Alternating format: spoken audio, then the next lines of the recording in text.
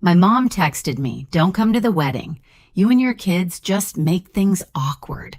No warning, no phone call, just that sentence, cold and final, lighting up my screen while I stood in the pharmacy line with a $140 prescription in my hand.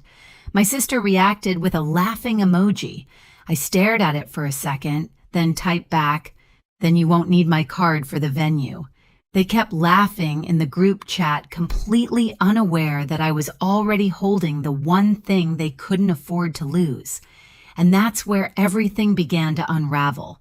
Before I tell you how it all played out, hit like and tell me in the comments, have you ever had family turn cruel the moment you finally said enough?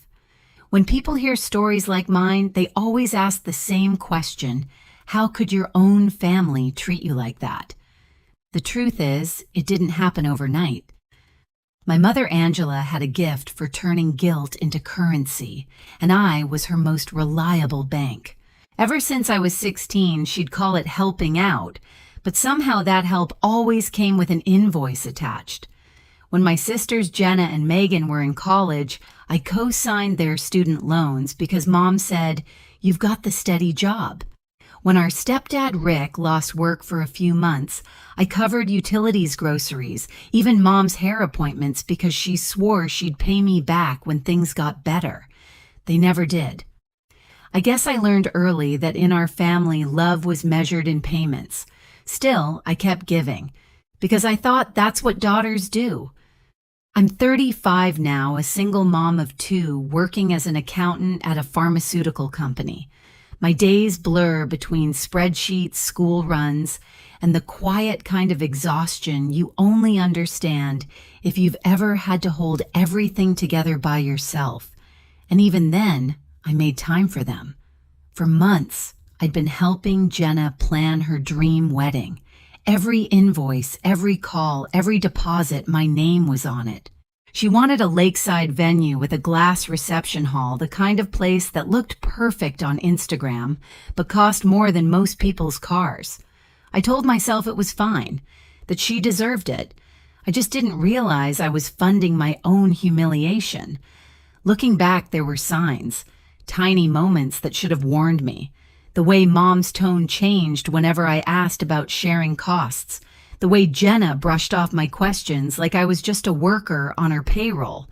"You're so good with money," she'd laugh. "You can handle it." And I did $3,000 for the deposit, $1 and $200 for catering consultations, $600 for floral samples, all charged to my credit card. I told myself it was temporary, that they'd pay their share once things settled. They never did. Still, I stayed involved. I showed up to fittings, scrolled through fabric swatches, even took the venue tour while Jenna said she was too stressed to go. Mom kept reminding me family sticks together, and I believed her right up until that text. Maybe that's why it cut so deep. It wasn't just about a wedding. It was about realizing I was only valuable as long as my card worked. Standing in that pharmacy line, I wasn't thinking about revenge or money. I was thinking about all the times I begged to be seen as a daughter, not a resource. And somehow, that text made everything perfectly clear. I wasn't part of their celebration. I was their safety net. And now I was done. The next morning, the group chat was still buzzing like a hive. My phone lit up again and again, laughing emojis, inside jokes, a meme of a bridesmaid tripping down the aisle. It wasn't just cruel. It was coordinated. They were all in on it. I stared at those messages for a long time before muting the chat completely. That small click felt louder than anything I could have said. I sat on the edge of my bed, phone still in my hand, and thought about the last 6 months. Every receipt, every deposit, every favor that had been brushed aside like it meant nothing. I had spent over $4,000 helping them prepare for the big day. I had rearranged my life, skipped weekends with my kids, took time off work, all to make sure everything looked perfect for Jenna. And now they had decided I was the one ruining it. That realization didn't sting the way I expected. It burned, but underneath the heat, there was something steady clarity. They had never wanted me there. Not really. They wanted what I could give, not who I was. That night, Rick called me. He didn't say much, just that he'd seen the messages. His voice was quiet, careful. "You don't deserve that, Adeline," he said. "You've done more than anyone." I could hear the hesitation in his tone, the guilt of someone stuck between loyalty and truth. I told him not to worry, that I was fine. He didn't believe me, but he let it go. When we hung up, I opened my laptop. I scrolled through the venue contract, the one I had signed and paid the deposit for. My name stared back at me in bold black letters: Primary Contact Adeline Moore. I hadn't noticed how heavy those words felt until now. I looked around my apartment, quiet, dimly lit, the kids asleep in their rooms, and realized this was the only space that ever felt safe.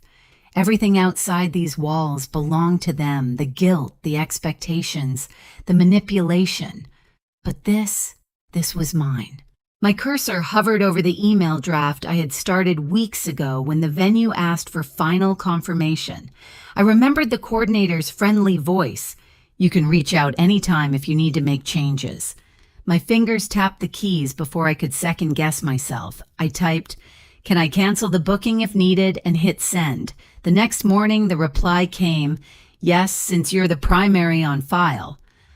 I sat back, reading it twice, my pulse steady for the first time in days. They thought I'd stay quiet, that I'd keep paying, keep apologizing, keep trying to earn a seat at a table that had already decided I didn't belong. But what they didn't know, what they never imagined, was that the table was about to disappear entirely. I didn't cancel the venue right away. I waited 2 days, long enough for them to keep laughing, long enough for the silence to grow sharp. By Wednesday morning, Jenna posted a countdown on her Instagram story: 12 days until forever. I watched it for exactly 3 seconds before opening my laptop. The venue coordinator, Melissa, picked up on the second ring. She remembered me right away, probably because I was the only one who ever showed up for the planning meetings. "Hi, Adeline. Are we confirming the final payment today?" she asked, cheerful as ever. "Actually," I said, keeping my voice calm, "I need to cancel the event." There was a pause on the line. Then, in that quiet, I could almost hear her nod. "Understood. Since the contract's under your name, I'll process the cancellation right now." Just like that, months of planning vanished with a single click. But instead of guilt, I felt stillness. The kind that follows a storm when the air feels heavy but clean. After hanging up, I sat for a while staring at the muted group chat. They were still posting memes about the drama queen ruining the mood. I almost smiled, because in a few hours they'd realize what real drama looked like. That afternoon, I made a second call to Carla and Denise, my 2 oldest friends from college. They'd eloped during the pandemic and never got to celebrate properly. When I told them the date and the venue were suddenly free, they thought I was joking. "No joke," I said.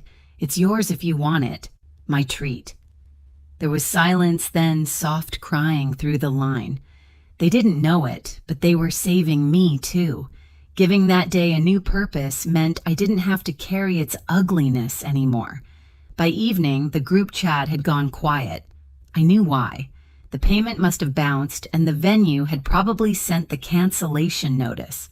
I imagined the panic spreading like wildfire, Jenna refreshing her email, Mom pacing the living room, Megan typing in all caps.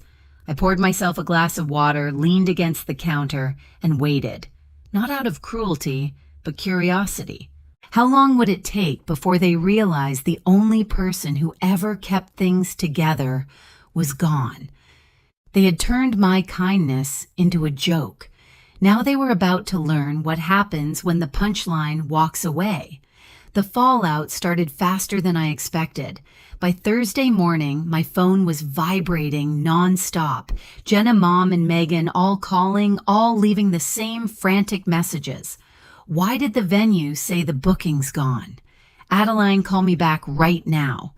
What did you do? I didn't answer. I wanted them to feel that silence. For once, they could sit in the confusion they'd built for me all these years. By noon, Rick called. His tone was low but steady. "They're losing it," he said. "Jen is crying, your mom's yelling, and Megan's trying to find someone to blame. I told them this would happen." He paused. "I'm sorry, kiddo. You deserved better. I didn't cry, I just said thank you for seeing it."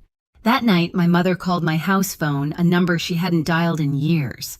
The ring sounded foreign in my own home. When I answered, she didn't waste time with greetings. "How could you do this to your sister? You sabotaged her wedding." I let her rant, her voice sharp and trembling. When she finally stopped to breathe, I asked quietly, "Was I even invited anymore?" There was silence. Then she tried to backtrack. "You took that message the wrong way. We were joking. You know Jenna gets stressed. She didn't mean it." I almost laughed. "You all thought it was funny enough to post memes, Adeline." She said, her voice trembling between anger and guilt. "Don't make this worse. Just fix it." I hung up. No yelling, no dramatic exit, just a clean disconnect. The next morning, I met Rick for coffee downtown. He looked tired, the kind of tired that lives in your eyes. "Your mom's been impossible," he said. "Jenna's calling every venue within 50 miles, but everything's booked." "What about the catering?" I asked. He shook his head. "Refunds are gone. Non-transferable." For the first time, I saw the corners of his mouth twitch into something close to a smile. "You know, I told her if she doesn't apologize to you, I'm not paying a dime."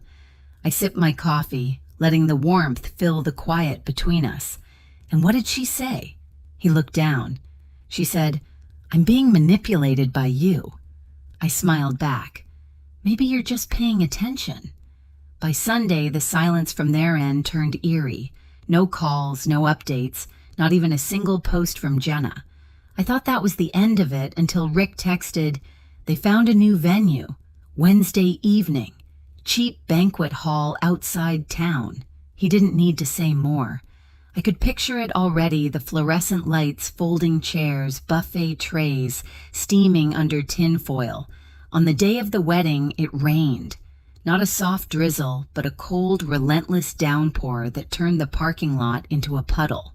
I wasn't there, but I didn't have to be. People sent me photos. A cousin texted, "What happened? It looks sad." Jenna didn't tag me in anything, of course. But Megan slipped up, posted a blurry shot of the hall beige walls, plastic flowers, cheap sound system. The caption read, "Round 2, no drama." The irony almost made me laugh. Later that night, Rick called.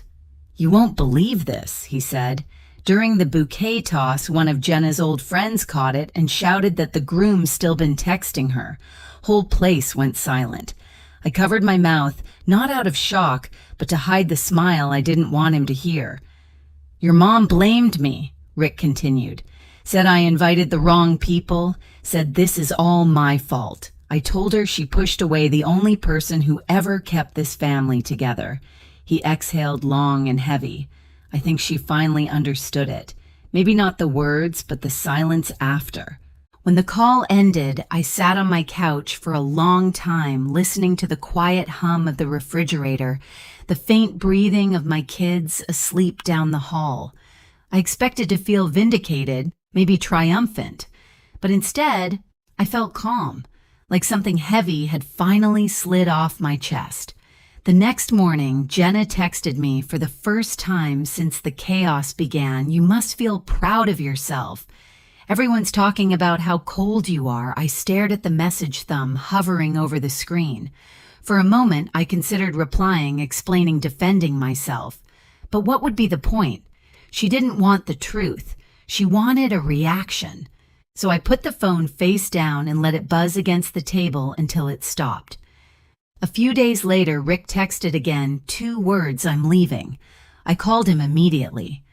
"You mean?" "Yeah," he said. "I told your mom I'm done.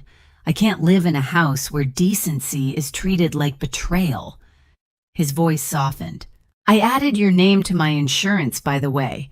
You're the only one who ever treated me like family." My throat tightened, but no tears came. I just whispered, "Thank you." That night I walked out to the balcony. The rain had stopped. The air smelled clean, like everything had been washed new. I thought about the text that started it all, my mom's cold words, the emojis, the laughter. They thought I was being petty when I pulled away. But they never understood it wasn't revenge. It was release. For years I'd been paying for their peace. Now for the first time it was mine. Rick moved out a week later. No fight, no shouting, just a quiet departure that said everything words couldn't. He left a note on my doorstep written in his small, careful handwriting, "You were right to walk away first." When we met for coffee a few days later, he looked lighter, younger somehow. "The house is unbearable," he said. "Your mom's pretending everything's fine, but Megan's unemployed and Jenna's drowning in debt from that wedding." He stirred his cup slowly. "You know what's funny? They still haven't apologized. Not once." I smiled, but there was no satisfaction in it, just understanding. They can't. Apologies mean admitting the well is dry. He laughed softly, then handed me a small envelope. Inside was a check. "Part of that loan I took for them," he said. "They'll never see a dime of it again, but you deserve this back." I shook my head and slid it back toward him. "Keep it, Rick. You paid enough already." Later that night, I sat on my balcony watching the city lights blink below. My phone buzzed a text from Mom. "You've made your point, but this is still your family." I read it once, then typed back, "I didn't cut anyone off. I just stopped funding my own mistreatment." She never replied. Inside, my kids were laughing, building a pillow fort in the living room. I looked at them and realized that peace wasn't loud or flashy. It was quiet, steady, and finally mine. For the first time in years, I didn't feel responsible for everyone else's happiness, just my own. I used to think love meant staying, no matter how much it hurt, that loyalty was about carrying the weight even when it wasn't mine. But now I know love without respect is just control dressed as care. Walking away wasn't revenge, it was survival. If there's one thing this whole mess taught me, it's that peace doesn't always come from fixing what's broken. It comes from finally letting it fall. So if you've ever had to choose between your peace and your family's approval, take it from me. Choose peace. You'll sleep better. You'll breathe again. And if this story hit a little too close to home, tell me where you're watching from, and don't forget to subscribe for more stories like this.